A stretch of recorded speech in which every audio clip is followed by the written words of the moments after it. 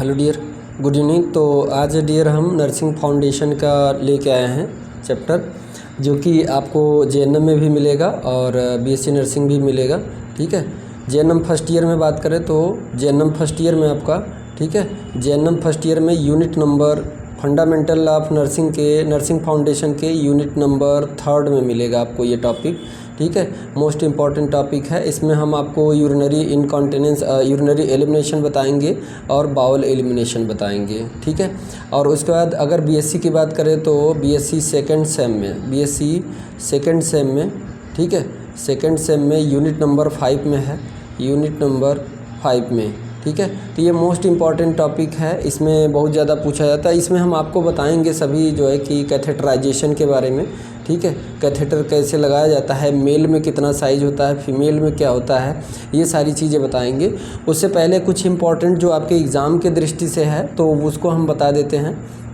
तो good evening dear, welcome to my channel. तो चलिए आइए शुरुआत करते हैं, मैं आपको बताता हूँ। ठीक है, तो देखिए इसमें एलिमिनेशन नीड, एलिमिनेशन मतलब ये है कि आपको,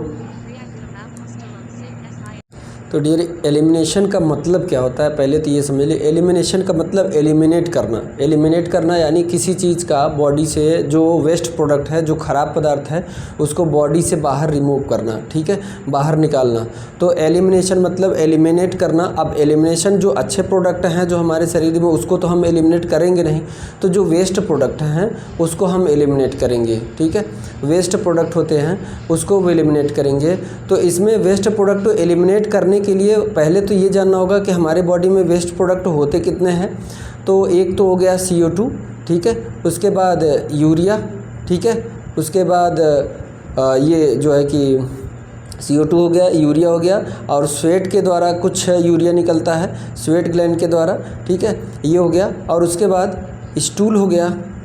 ठीक है, यानी कि स्टूल हो गया। अब उसके बाद यूरिन, ठीक है, यूरिन। तो ये है। अब डियर इसमें CO2 जो है कि रेस्पिरेटरी सिस्टम के द्वारा बाहर निकल जाता है, एलिमिनेट होता है रेस्पिरेटरी सिस्टम के द्वारा। यूरिया की बात करें तो सम स्वेट के द्वारा यानी पसीने के द्वारा, और कुछ यूरिन के द्वारा निकलता है। स्टूल के द्वारा पास होता है, जो हम भोजन डाइजेस्ट करने के बाद जो बचता है उसको एलिमिनेट करते हैं। बाउल एलिमिनेशन इसी को बोलते हैं। ठीक है, बाउल एलिमिनेशन इसी को बोलते हैं। ठीक है, हमारे इंटेस्टाइन बाउल में एलिमिनेट होता है। यूरिनरी इसी में, यूरिया में ही आ जाएगा।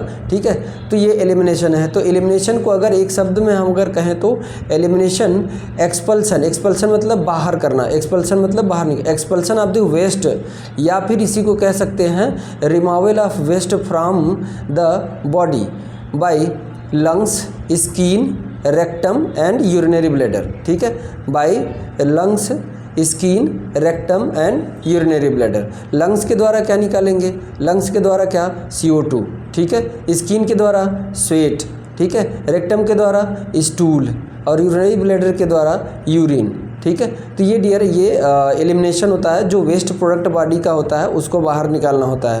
तो ये बहुत ही इंपॉर्टेंट है, आपको पूछता है। ठीक है, एलिमिनेशन इसमें बहुत सारा पूछ देता है, तो आगे मैं बता दूंगा आपको कि कौन से टॉपिक इसमें। तो एलिमिनेशन का शब्द है मतलब एक्सपल्सन या फिर रिमूवल, एक्सपल्सन या फिर removal of waste product from the body by lungs, rectum and skin and urinary bladder. तो अब डियर यहाँ पे जो हम ये टॉपिक है एलिमिनेशन नीड, इसमें 2 पढ़ेंगे। ठीक है, 2 में जैसे कि यूरिनरी एलिमिनेशन, ठीक है, उसके बाद बाउल एलिमिनेशन, यानी स्टूल और यूरिन को एलिमिनेट कैसे करते हैं, या फिर मरीज को क्या दिक्कत होगा, उस टाइम दिक्कत होगा तो हमें क्या करना होगा, या यूरिन आउटपुट घट गया है तो उसके लिए क्या करना होगा, या फिर यूरिन आउटपुट बढ़ गया है तो उसके लिए क्या करना होगा, या फिर बॉडी के हाइड्रेशन लेवल को मेंटेन करने के लिए, या फिर वेस्ट प्रोडक्ट या कॉन्स्टिपेशन हो गया तो उसके लिए क्या करना होगा, स्टूल नहीं पास हो रहा है तो उसके लिए क्या करना होगा। ठीक है, या फिर बहुत डायरिया हो गया उस केस में हमें क्या करना होगा, तो एलिमिनेट। तो ये इस चैप्टर में यही पढ़ेंगे। तो एलिमिनेशन नीड, इसी को बोलते हैं एलिमिनेशन नीड, यानी कि एलिमिनेट करने के लिए क्या क्या चीज़ें, डिवाइसेस जैसे इक्विपमेंट हुआ, उसका क्या इस्तेमाल होगा, मेडिकेशन क्या होगा, या फिर मरीज को हेल्थ एजुकेशन क्या देना होगा, ये सारी चीज़ें। ठीक है, तो यहाँ पे हम सबसे पहले अब बात करते हैं यूरिनरी एलिमिनेशन का। यूरिन का कैसे पास करना होगा, या फिर किसी पेशेंट में जो है कि दिक्कत हो गया तो वो कैसे पास करे, उसको कैसे सपोर्ट करेंगे कि उसका यूरिन बाहर आए, और या तो फिर क्या है कि वो अपने आप अगर बाहर आ रहा है तो उसके लिए क्या करना होगा, मैनेजमेंट करना होगा। ठीक है, यूरिनरी एलिमिनेशन का क्या मतलब होता है, वाइडिंग ऑफ यूरिन, या फिर इसी को कह सकते हैं empty of bladder by micturition. Normal urine जो यूरेथ्रा के थ्रू पास करते हैं, नॉर्मल पासिंग ऑफ यूरिन उसे क्या कहते हैं, मिक्सचुरेशन करते हैं। तो मिक्सचुरेशन के द्वारा यूरिनरी ब्लैडर को वाइडिंग मतलब खाली करना, या फिर सिंपल में कहें तो empty of bladder, urinary bladder को खाली करना ही वाइडिंग कहते हैं। तो इस पे हम बात करेंगे, पहला दो हम चीज़ें इसमें बात करेंगे, पहला हो गया आपका यूरिनरी एलिमिनेशन और दूसरा हम बाउल एलिमिनेशन की बात करेंगे। तो इसमें यूरिनरी एलिमिनेशन का अगर पहले तो एलिमिनेशन होता क्या है उसको हमने बताया, उसके बाद यूरिनरी एलिमिनेशन ये क्या होता है, तो यूरिनरी ब्लैडर को खाली करने की प्रक्रिया को क्या कहते हैं, यूरिनरी एलिमिनेशन। ठीक है, तो आपको एनाटॉमी फिजियोलॉजी पता होगा। ठीक है, फर्स्ट ईयर में आपने पढ़ा होगा, अगर बीएससी नर्सिंग के हैं तो फर्स्ट सेमेस्टर में, और अगर जेएनएम में है तो आपको अभी रिसेंटली आपको पढ़ाया गया होगा एनाटॉमी फिजियोलॉजी में, यूरिनरी सिस्टम में। ठीक है, कि किडनी कैसे काम करता है, कैसे यूरिन बनता है, और यूरिन कहाँ से कहाँ फ्लो होता है, यूरेटर के बाद यूरिनरी ब्लैडर में आता है। ठीक है, तो ये चीज़ें हैं। उसके बाद देखिए आगे अगर कुछ हम बात करें कि यूरिन पास होता है उसके कंपोजिशन और कैरेक्टरिस्टिक की बात करें, कंपोजिशन और कैरेक्टरिस्टिक की, तो कंपोजिशन और कैरेक्टरिस्टिक में अगर आप बात करें तो कलर कैसा होता है, एक्स्ट्रा कलर या फिर कलरलेस या फिर पैल येलो कलर। ठीक है, यूरिन कैसा होता है, पैल येलो कलर या एक्स्ट्रा कलर या फिर कलरलेस। अगर ओड्यूर यानी कि जो उसमें आता है दुर्गंध आता है वो कैसा होता है, यूरिया लाइक। ठीक है, यूरिया लाइक, अमोनिया लाइक ऐसा होता है। स्पेसिफिक ग्रेविटी की बात करें तो 1.01, देखिए डियर 1.01 टू 1.03 लिख सकते हैं ऐसे, 1.01 टू 1.03 इतना लिख सकते हैं, 1.010 ये लिखने की ज़रूरत नहीं, इतना भी लिख सकते हैं। ठीक है, उसके बाद पीएच की बात करें तो यूरिन का पीएच 4.6 टू 6 होता है। ठीक है, पीएच होता है। उसका सोडियम भी पाया जाता है कुछ मात्रा में यूरिन में, तो सोडियम कितना होता है, 40 से 220, 40 टू 220 मिली इक्विवेलेंट पर 20 आवर्स, यानी कि 24 घंटे के यूरिन जितना पास किया उसमें कितना होगा, 40 से 220 मिली इक्विवेलेंट पाया जा सकता है सोडियम। पोटेशियम भी निकलता है, तो पोटेशियम 25 से 125 मिली इक्विवेलेंट पर 20 आवर। देखिए 24 घंटे की यूरिन कलेक्शन को लेके है ये, यानी 24 घंटे में जितना यूरिन पास नॉर्मली करेगा, नॉर्मल पर्सन की बात कर रहे हैं, एक सामान्य आदमी के यूरिन पास करने के 24 घंटे का कलेक्ट करके उसमें अगर देखा जाए तो सोडियम इतना होता है, पोटेशियम इतना होता है, कुछ मात्रा में क्लोरीन भी होता है जो कि 80 टू 250 मिली इक्विवेलेंट पर 24 आवर्स। क्रिएटिनिन भी होता है, ये क्वेश्चन पूछा गया है, क्रिएटिनिन वाला पूछा गया है आप लोगों को।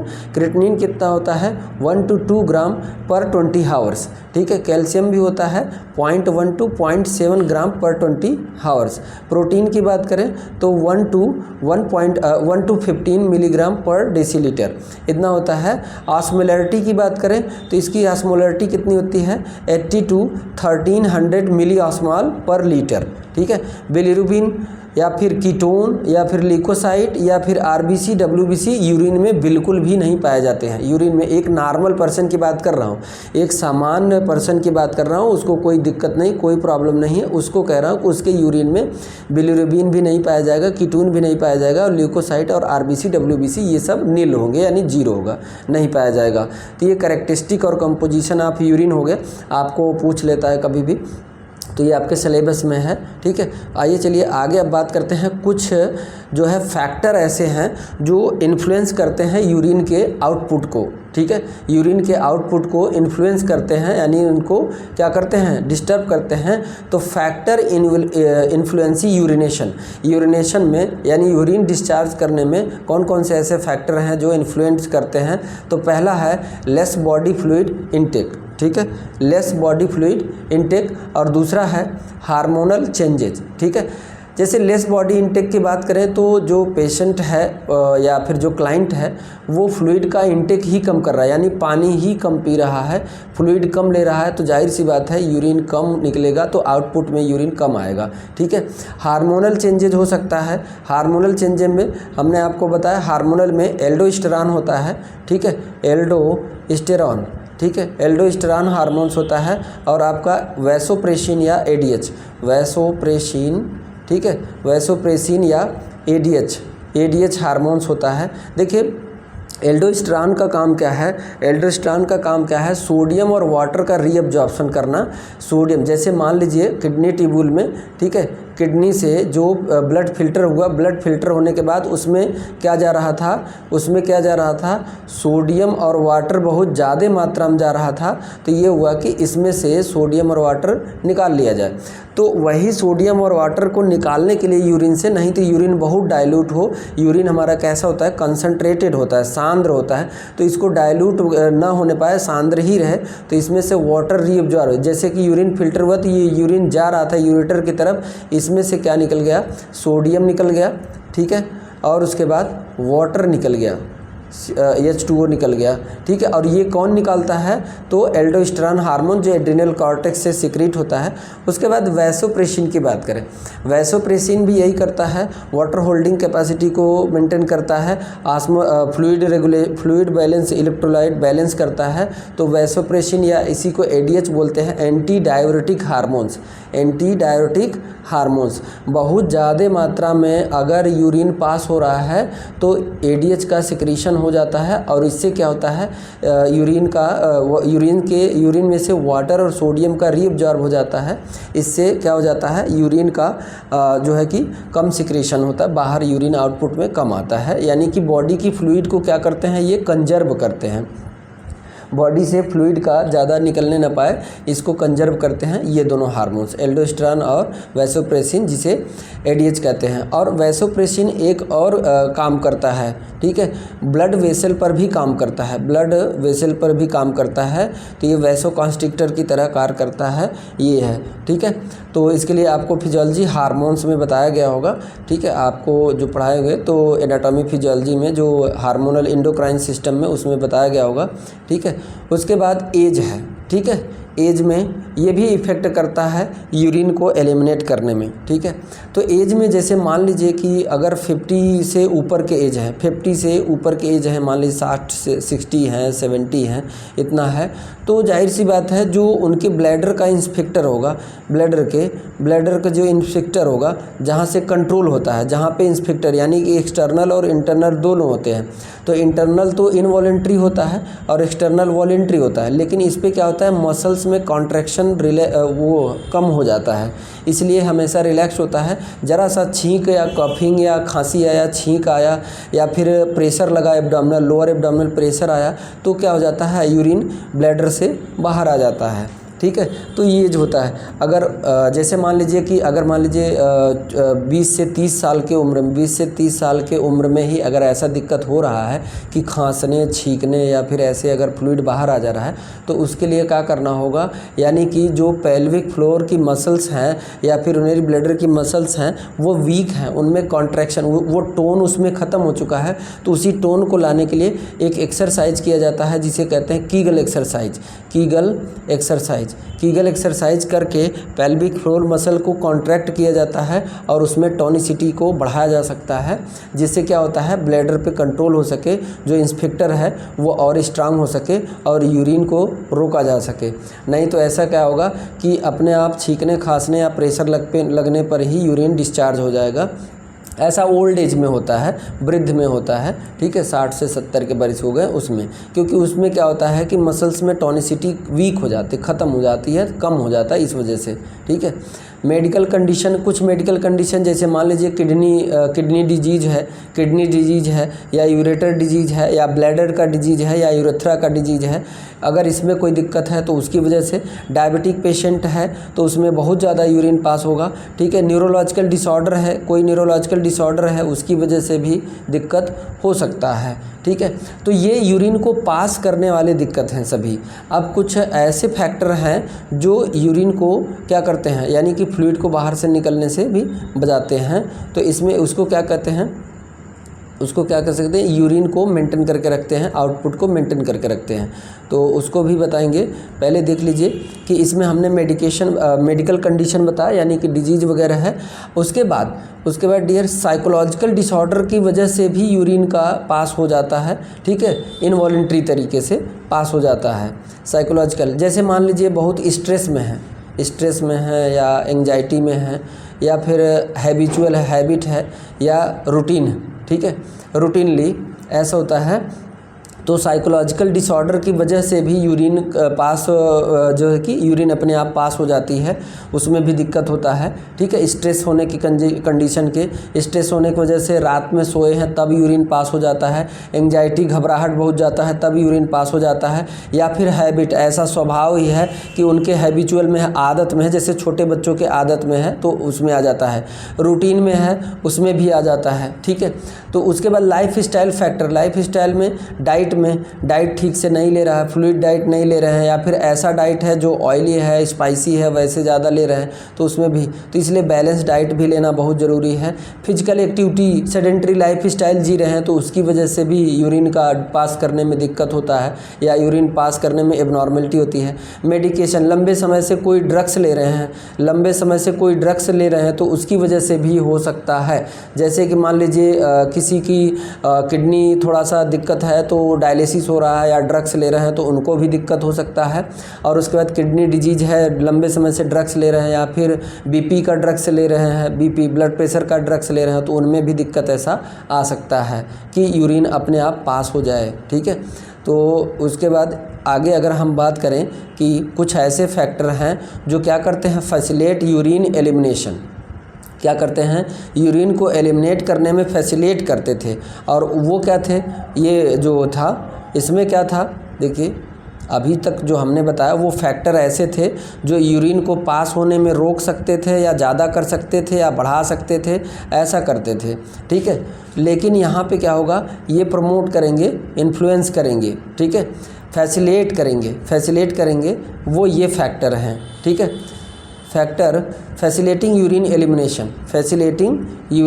एलिमिनेशन का जो पास होना वो अच्छे तरीके से हो, कोई इनकॉन्टिनेंस ना हो या फिर अपने आप यूरिन पास ना जो है कि अपने आप लीक ना हो या फिर यूरिनरी ब्लैडर ठीक रहे, अच्छा रहे। तो उसके लिए आपको क्या करना होगा, लाइफ स्टाइल मॉडिफिकेशन, मरीज का, क्लाइंट का लाइफ स्टाइल मॉडिफाई करना होगा, बदलना होगा। पहले तो बैलेंस डाइट लेने के लिए बोलना होगा, रेगुलर एक्सरसाइज में मेनली कीगल एक्सरसाइज, देखिए ये कीगल एक्सरसाइज है, ये जो हमने फिगर रखा है ये कीगल एक्सरसाइज का फिगर है, ठीक है, कीगल एक्सरसाइज, यही है कीगल एक्सरसाइज। इसकी मदद से पेल्विक फ्लोर की मसल स्ट्रांग होती है और ब्लैडर पे कंट्रोल पावर बढ़ता है, ठीक है। Good balance diet, good bladder habit यानी कि प्रॉपर टॉयलेट ट्रेनिंग, ठीक है, ब्लैडर ट्रेनिंग। उसके बाद पेल्विक फ्लोर एक्सरसाइज हो गया। पेल्विक फ्लोर एक्सरसाइज में वही Kegel exercise. Use of assistant device, अगर मान लीजिए इतना सब कुछ करने के बाद, हेल्थ एजुकेशन देने के बाद, डाइट देने के बाद, रेगुलर एक्सरसाइज करने के बाद भी अगर आराम नहीं लगा उसको, ठीक है, अगर उसका यूरिन पास नहीं हुआ या फिर जो कंट्रोल होना चाहिए वो कंट्रोल नहीं हुआ, तो क्या होगा, उसको कैथेटराइजेशन पर रख देंगे, यानी कि कैथेटर इंसर्ट कर देंगे। उसके बाद यूरिनरी कलेक्शन डिवाइसेस कुछ होती हैं उनको अलाउ कर देंगे, और कुछ ड्रग्स होते हैं उसको लेने के लिए बोलेंगे, जो ऐसे ड्रग्स होते हैं, कौन से, एंटी कोलिनर्जिक मेडिकेशन ये होता है जो यूरिनरी ब्लैडर के, ठीक है, यूरिनरी ब्लैडर में डेट्रेसल्स मसल होती हैं। क्या होती हैं? इसके वॉल में कौन सी मसल्स होती है? डेट्रेसल मसल्स होती हैं। इस डेट्रेसल मसल्स में कॉन्ट्रैक्शन और रिलैक्शन के कारण ही ये कॉन्ट्रैक्शन होगा तो ब्लैडर स्क्वीज होगा, ब्लैडर स्क्वीज होगा। ठीक है, ब्लैडर स्क्वीज यानी कि ऐसे पिचकेगा तो ये जो यूरिन है ये आएगा इंस्पेक्टर की तरफ। ठीक है, तो ये जहाँ पे जो नर्व सिग्नल है, जो यूरिनरी ब्लैडर के वॉल में जो नर्व एंडिंग है, जो नर्व पास हुई है, इस नर्व में जो कोलिनर्जिक कोलिनर्जिक है यानी न्यूरोट्रांसमीटर का जो कार्य कर रहा है उसके अगेंस्ट, उसी न्यूरोट्रांसमीटर को रोकने के लिए मेडिकेशन दिया जाता है, मेडिकेशन दिया जाता है ताकि वो सिग्नल ही ना जाए और पास ही ना हो। और किसी को अगर दिक्कत हो रहा है, अगर पास नहीं हो रहा है तो उसको और मतलब कि ये हम देंगे कोलिनर्जिक मेडिकेशन देंगे। ये एंटी कोलिनर्जिक है और कोलिनर्जिक देंगे। कोलिनर्जिक इसको देंगे जिसको पास नहीं हो रहा है और एंटी कोलिनर्जिक उसको देंगे जिसको बहुत ज़्यादा पास हो रहा है, उसके देंगे। ठीक है, तो ये है कुछ ड्रग्स होती हैं। उसके बाद देखिए अल्ट्रेशन इन, ये बहुत ही इंपॉर्टेंट है terminology dear, alteration in urine elimination. Alteration in urine elimination यानी कि यूरिन डिस्चार्ज करने में क्या होता है कि क्या क्या दिक्कतें मतलब क्या आती है, कैसा कैसा, ये पूरी प्रक्रिया हम बताएंगे आपको। पहला क्या है? मिक्सचुरेशन। ठीक है, मिक्सचुरेशन या वाइडिंग या फिर यूरिनेशन, ये नॉर्मल प्रोसेस है। नॉर्मल सामान्य प्रोसेस को क्या कहते हैं? मिक्सचुरेशन या वाइडिंग कहते हैं या यूरिनेशन। ये क्या होता है? Process of emptying urinary bladder, ये होता है। एन्यूरिया क्या होता है? Formation and excretion of excretion of urine less than 100 ml of urine in 24 hour. 24 घंटे में अगर 100 ml से भी कम अगर यूरिन पास हो रहा है तो उसे एन्यूरिया कहेंगे।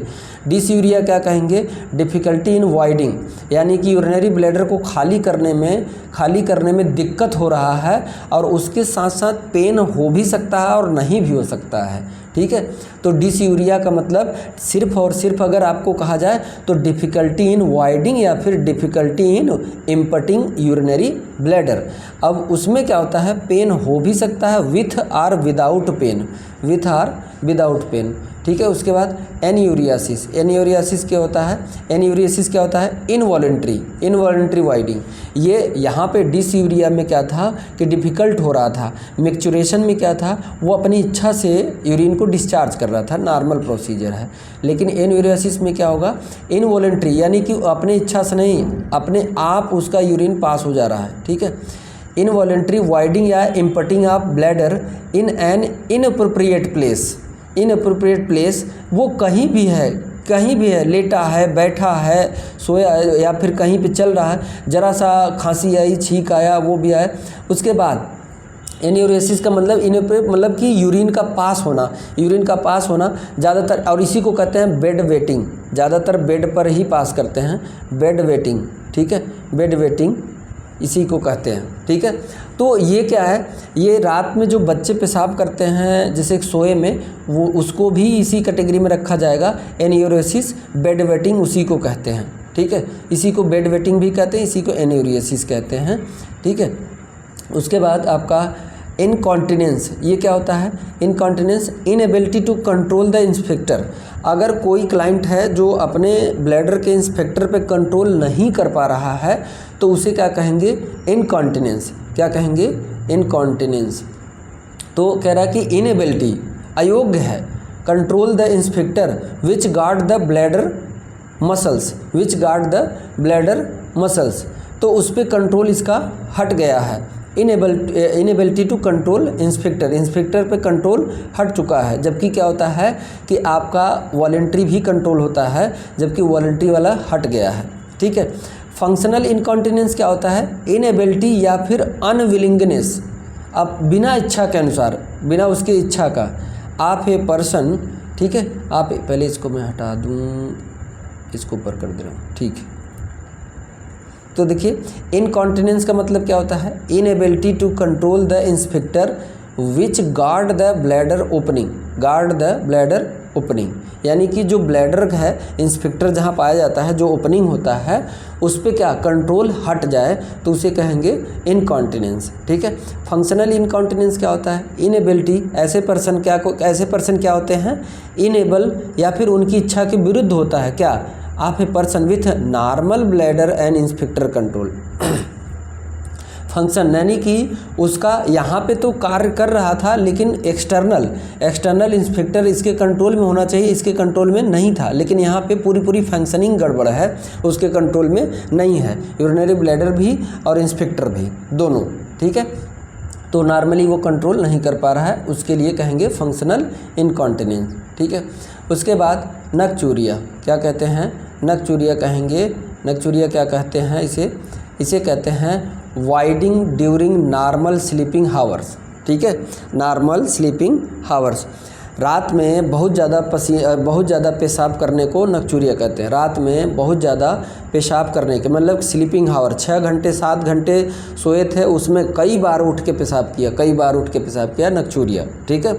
नॉर्मल एक बार हो गया तो चलेगा, 1 बार हो गया 2 बार हो गया, बस, इससे ज़्यादा नहीं। अगर वो उठ के 5 बार 10 बार कर रहा है तो वो नक्चूरिया में आएगा, ठीक है। ओलिग्यूरिया क्या होता है, फॉर्मेशन, पहले इसको मैं हटा दूँ अपना कैमरा, ठीक है, कैमरा नीचे आ जाओ, कैमरा, ठीक है। ओलिग्यूरिया क्या होता है, formation and expression of decrease amount of urine या फिर यूरिन आउटपुट। जब यूरिन आउटपुट नॉर्मल से कम आए, नॉर्मल कितना होता है 500 ml 24 घंटे में, कम से कम एक इंसान पानी वानी नहीं पी रहा है तब पर भी 500 ml 24 घंटे में निकलना चाहिए, थोड़ा बहुत पी रहा है, लेकिन उससे भी 500 ml से भी कम आ रहा है तो ओलिग्यूरिया कहेंगे। पॉलीयूरिया उसे कहेंगे फॉर्मेशन एंड एक्सक्रीशन, ठीक है, ये एक्सप्रेशन नहीं है, एक्सक्रीशन है, ठीक है, excretion. Formation and excretion of excessive amount of urine in the absence of concurrent increase in fluid intake, ठीक है। वो पानी भी नहीं पी रहा है, ठीक है, पानी भी नहीं पी रहा है, ना तो ज़्यादा फ्लूइड इनटेक कर रहा है, फिर भी यूरिन बहुत ज़्यादा मात्रा में पास हो रहा है, और वो भी कितना, दिन भर में 24 घंटे में लगभग 2.5 लीटर या 3 लीटर यूरिन पास कर रहा है, तो कहीं ना कहीं दिक्कत है। क्या कह रहा है इसमें आगे, excessive amount of urine in the absence of concurrent increase in fluid intake, जबकि वो ज़्यादा फ्लूइड भी नहीं पी रहा है, नॉर्मल फ्लूइड ही पी रहा है। बहुत ज़्यादा फ्लूइड पीता तब आता 2.5 से 3 लीटर, तो बात सही था, लेकिन ये फ्लूइड भी नहीं पी रहा तब पर भी 2.5-3 लीटर आया, यानी कि ये पॉलीयूरिया है, ठीक है। पायूरिया मतलब यूरिन में पस का पाया जाना, यानी बॉडी में कहीं इन्फेक्शन है, ठीक है, बॉडी में कहीं इन्फेक्शन है तो इसे पायूरिया कहते हैं। आगे देखिए क्या है, रिफ्लेक्स इनकॉन्टिनेंस, ये क्या होता है, it is an involuntary loss of urine, क्या होता है, it is an involuntary loss of urine reflex, यानी कि अर्ज ही नहीं आ रहा है, ऐसे क्लाइंट में अर्ज ही नहीं आ रहा है। अर्ज इसलिए नहीं आ रहा है कि यहाँ सेंसेशन नहीं जा रहा है, जैसे स्पाइनल कार्ड इंजरी हो गई, सैक्रल इंजरी हो गई, या फिर सेरेब्रोवैस्कुलर एक्सीडेंट हो गया, या ब्रेन ट्यूमर हो गया, यानी सेंसेशन, उसके यूरिनरी ब्लैडर का सेंसेशन उसके सेंट्रल नर्वस सिस्टम पे जा ही नहीं रहा, रिफ्लेक्स एक्शन जनरेट ही नहीं हो रहा है, इस वजह से उसको रिफ्लेक्स इनकॉन्टिनेंस है, यानी कि बना हुआ है यूरिन जहाँ ब्लैडर में पड़ा का पड़ा है, ना अर्ज आ रहा है ना कुछ आ रहा है, समझ गए। तो ये है रिफ्लेक्स इनकॉन्टिनेंस, ठीक है।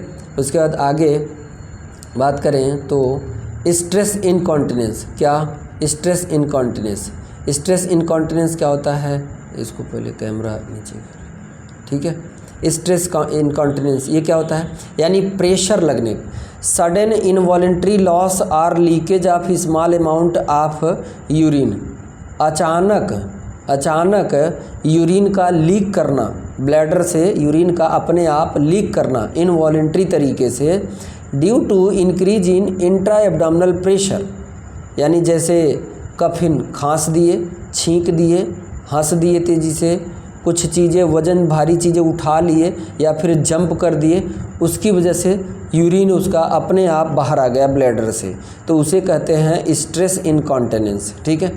टोटल इनकॉन्टिनेंस, इसमें क्या होगा, उसका यूरिन पास ही नहीं होगा। It is a continuous involuntary unpredictable loss of urine from non standard bladder, ठीक है, नॉन एक्सटेंडेड ब्लैडर, सॉरी यहाँ स्टैंडर्ड नहीं होगा, यहाँ एक्सटेंडेड होगा, एक्सटेंडेड, ठीक है। जबकि बहुत ज़्यादा यूरिनरी ब्लैडर फैला भी नहीं है, यूरिनरी ब्लैडर बहुत ज़्यादा फैला भी नहीं है, बहुत ज़्यादा यूरिन भरा भी नहीं है, उसके बावजूद भी क्या कह रहा है, it is a continuous involuntary unpredictable, कि जिसको प्रिडिक्ट नहीं किया जा सकता, लॉस ऑफ यूरिन, बहुत ज़्यादा मात्रा में लॉस हो रहा है, और क्या हो रहा है, नॉन एक्सटेंडेड ब्लैडर है, ब्लैडर बहुत ज़्यादा फैला भी नहीं है, बहुत कम नॉर्मल अमाउंट में है उसमें भी। तो टोटल इनकॉन्टिनेंस यानी कि उसका यूरिन पूरी तरह से पास हो जा रहा है, पूरी तरह से जितना भी आ रहा है। अर्ज इनकॉन्टिनेंस क्या होता है, it is the involuntary loss. अच्छा, बार बार इनकॉन्टिनेंस आ रहा है, इसलिए मैंने इनकॉन्टिनेंस को पहले ही बता दिया था कि इनएबिलिटी टू कंट्रोल, कहाँ पे, इंस्पेक्टर, इनएबिलिटी टू कंट्रोल, यानी कि इनएबिलिटी टू कंट्रोल इंस्पेक्टर पे कंट्रोल नहीं कर पा रहा है, या फिर ब्लैडर के मसल्स पे कंट्रोल नहीं है, ठीक है। तो उसमें क्या होगा, अर्ज इनकॉन्टिनेंस क्या होगा, it is the involuntary loss of urine after a strong feeling of the need to urinate due to frequency dysuria and nocturia. ये तो नॉर्मल नेक्टूरिया वाले पर्सन में देखने को मिलता है, डिसयूरिया वाले पर्सन में देखने को मिलता है, और डायबिटीज़ वाले पेशेंट में देखने को मिलता है। अर्ज इनकॉन्टिनेंस मतलब कि बार बार बने रहना, इनकॉन्टिनेंस मतलब बने रहना, ठीक है। तो ये हो गया। उसके बाद आगे बात करें, ये टर्मिनोलॉजी है, बहुत ही इम्पॉर्टेंट है, ठीक है। यूरिनरी इनकॉन्टिनेंस ये क्या होता है, involuntary loss of urine from bladder. It can be stress अर्ज रिफ्लेक्स, वही स्ट्रेस के कारण ही जब यूरिन को पास हो रहा है, ठीक है, या फिर रिफ्लेक्स फंक्शनल, यानी कि ये रिफ्लेक्स इनकॉन्टिनेंस की वजह से, तो उसे, या फिर टोटल इनकॉन्टिनेंस, यानी एक ऐसा पेशेंट है जिसमें टोटल इनकॉन्टिनेंस भी देखने को मिल सकता है, रिफ्लेक्स फंक्शनल ये भी देखने को मिल सकता है, स्ट्रेस, यानी तीनों चीज़ें एक साथ मिल रही हैं, यूरिन इनकॉन्टिनेंस होगा। यूरिनरी रिटेंशन ये क्या होता है, देखिए, इनकॉन्टिनेंस अलग, रिटेंशन अलग। Inability to empty the bladder of urine, यानी यूरिन से भरा हुआ ब्लैडर खाली न कर पाए। अभी तक तो क्या था, खाली हो जा रहा था, अभी तक तो क्या था, इनकॉन्टिनेंस मतलब खाली हो जा रहा है, यहाँ पे खाली नहीं हो पा रहा, उसकी वजह से। यूरिनरी रिटेंशन विथ ओवरफ्लो, पेशाब उसका रुक भी गया, ठीक है, ब्लैडर में यहाँ रुक भी गया, पूरा तरह से ब्लॉक है, और ओवरफ्लो कर रहा है, overflow. It is the loss of small amount of urine from and over distended bladder, बहुत ज़्यादा फैल गया है, उसकी वजह से बाहर यूरिन आ रहा है, ठीक है, यानी कैपेसिटी से बाहर। ऐसा तब होता है जब ओल्ड एज में बहुत ज़्यादा देर तक यूरिन को रोक के रखेंगे, तब ऐसा देखने को मिलता है, ठीक है। तो ये कुछ टर्मिनोलॉजी थे डियर, जो आपके लिए बेहद इम्पॉर्टेंट है, इसको नोट्स में नोट कर लीजिएगा पूरा, और उसके बाद फिर देखिएगा कि एग्ज़ाम में आएगा ज़रूर, ठीक है। तो अब इसके आगे हम बताएंगे आपको कैथेटराइजेशन, जितनी भी डिवाइसेस यूज होती हैं, जैसे मान लीजिए जिसका न चाहते हुए भी पेशाब उसका बाहर आ जा रहा है तो उसके लिए क्या करेंगे, जिसका पेशाब रुक जा रहा है तो उसके लिए क्या करेंगे, जिसका पेशाब घट जा रहा है, कम हो रहा है, उसके लिए क्या करेंगे, वो सभी डिवाइसेस के बारे में हम बात करेंगे नेक्स्ट क्लास में। तब तक ये इसको आप नोट कर लीजिए और मिलते हैं नेक्स्ट क्लास में, ठीक है। Thank you so much dear, और इसको पूरा नोट कर लीजिएगा, वीडियो को पूरा देखिएगा, अच्छा लगे तो इसको शेयर भी कीजिएगा और लाइक भी कीजिएगा और कमेंट भी, ठीक है। Thank you so much. जो ना समझ में आया कमेंट करके पूछ सकते हैं।